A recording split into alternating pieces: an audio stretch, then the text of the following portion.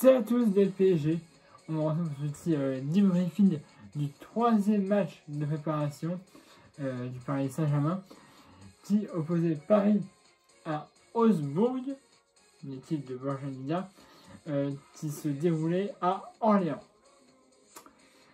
Alors, le temps de commencer ce debriefing, pour info, le Paris Saint-Germain a dévoilé aujourd'hui, donc le mercredi 21, son maillot extérieur, donc je vous mets la photo ici. Ils ont joué avec ce maillot là ce soir là, face à Augsbourg.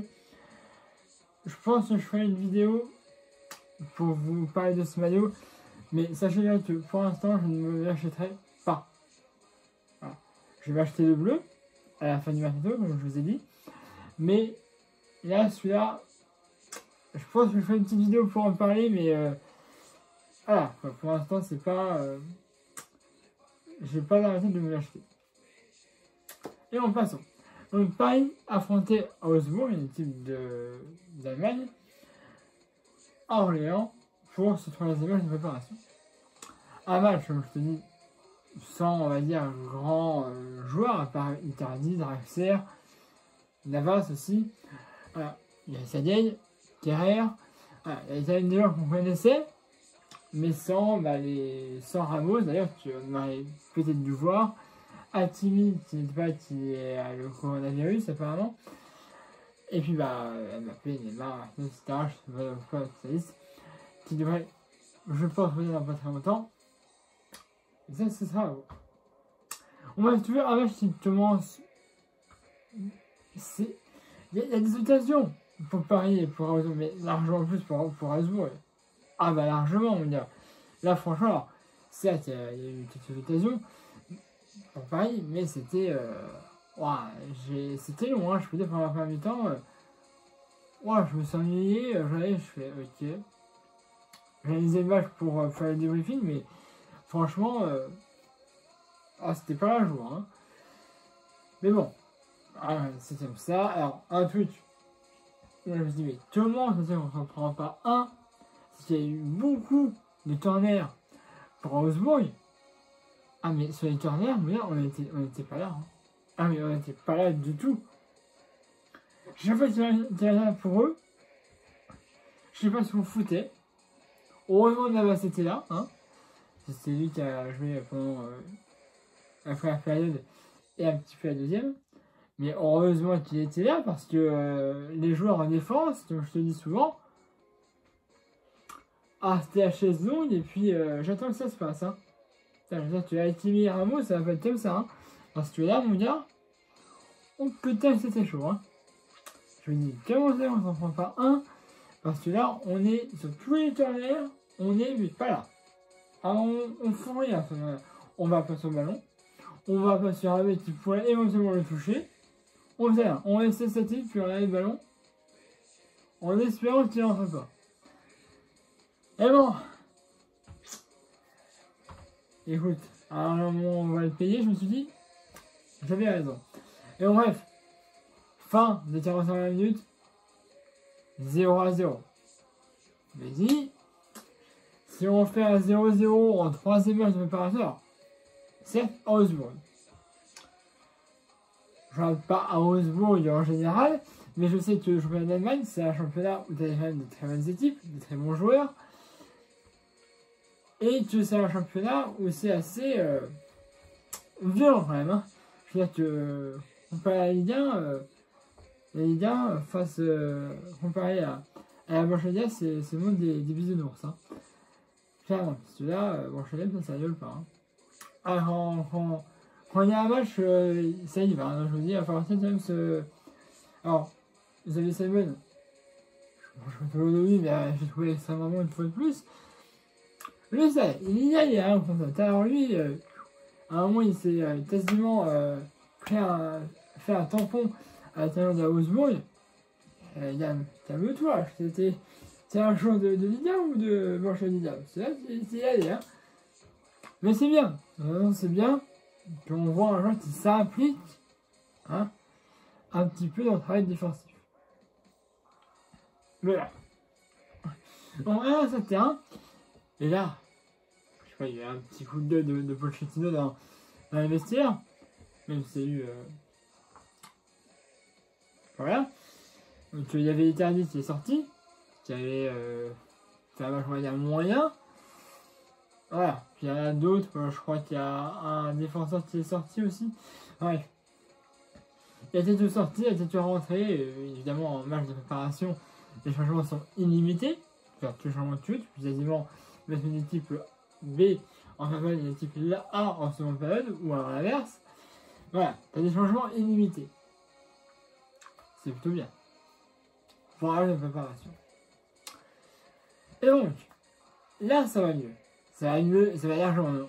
On a la possession du ballon, et Augsbourg va beaucoup moins, tu vois, sur nous, qu'en première période.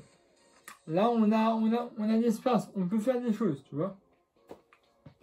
Et donc, à la 65e minute de jeu, on aura Dina Bimbe,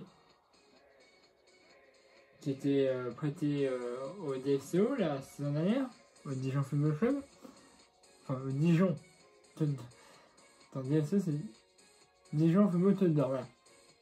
Ouais, qui était prêté à Dijon l'année dernière, qui était là, et il y a une très belle séquence de passes, en fait.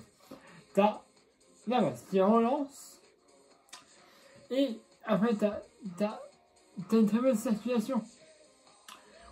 Il n'a pas ça comme ça, tu vois, et puis Dynamimé, il va au but, et là, il va parfaitement bien étaler sur la droite, Roland Draxler, il fait une passe, il frappe, et ça fera 1-0 pour le Paris Saint-Germain à la 65e minute de jeu. But de Roland Draxler sur une passe décisive de Dinia Mbimbe.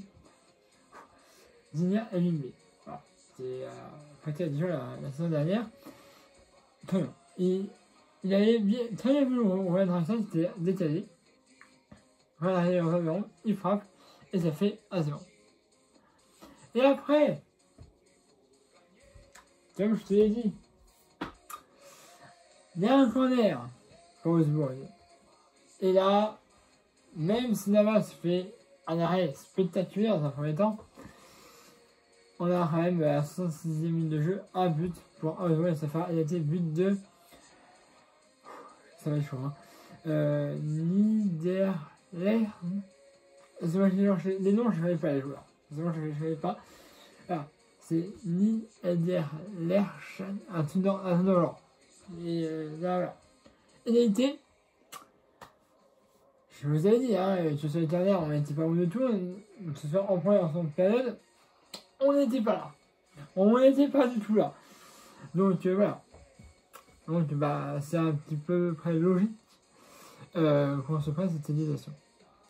Après, si tu veux, toujours un peu plus de temps pour Paris que pour Augsbourg. On a eu quand même cette égalisation qui aurait mérité de finir dedans. Voilà, on a changé plusieurs fois de tireurs, de corner. On a eu Draxler, on a eu Simon, on a eu aussi Fadiga, je crois, qui est rentré en cours de jeu. Le Tellier est aussi rentré en cours de jeu à la place de Navas. Voilà. Alors, Draxler, ça n'a rien donné. Simon, ça n'a rien donné non plus. Et c'est dans les arrêts de jeu. Voilà.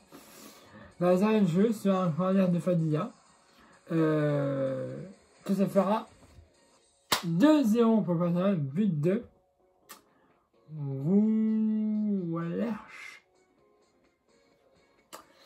C'est un but contre son camp d'un joueur d'Anderlecht.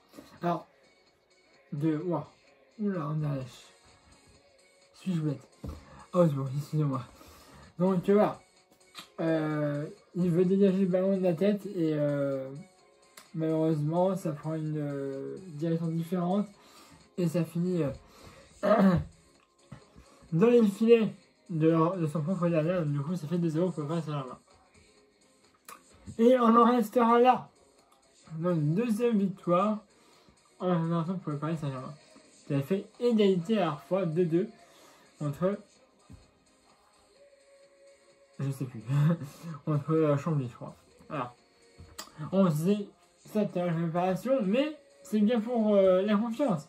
Puisque là, Je crois qu'on a le Genoa encore à affronter. Après, on aura affronté Séville. Et après, on a fait des champions. Normalement.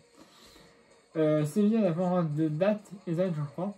Mais en tout cas, Genoa, on les affrontera le 24 juillet. À 19h. Comme le match a eu lieu là. Voilà. Moi, je n'en veux pas plus. Abonnez-vous à ma chaîne si c'est déjà fait. La page Facebook, la section d'habitude. Mettez un pouce bleu. Mais ces vidéos, j'espère. Là, je suis un petit peu en retard, excusez-moi. Mais j'espère vous retrouver samedi, normalement. Enfin, c'est ça, hein. C'est ça. Donc samedi 24, pour parler de Genoa, qui se passera pareil à Orléans. Match de préparation et peut-être qu'on aura quelques retours d'ici là de joueurs de l'équipe type. Peut-être que Sergio Ramos il fera ses débuts. Donc voilà. Donc oui, donc je vous redis pour le maillot. C'était un nouveau maillot. Je ferai peut-être une petite vidéo pour en parler. Vous savez, généralement, j'allais vous faire les nouvelles avec les maillots qu'ils ont eu pendant le match. Donc, le bleu sûr, je vais l'acheter après le mercato. Parce que je vais attendre que tous les joueurs du mercato estival arrivent. Là, celui-là, je vais vous remettre une petite photo ici. Mais franchement, là, comme je le vois, c'est pas sûr que je le prenne. Peut-être qu'il me fera un petit moment d'adaptation. Mais voilà. Je pense que je ferai une vidéo pour parler de ce maillot. Hein, mais là, en tout cas, voilà. C'est pour que vous le sachiez.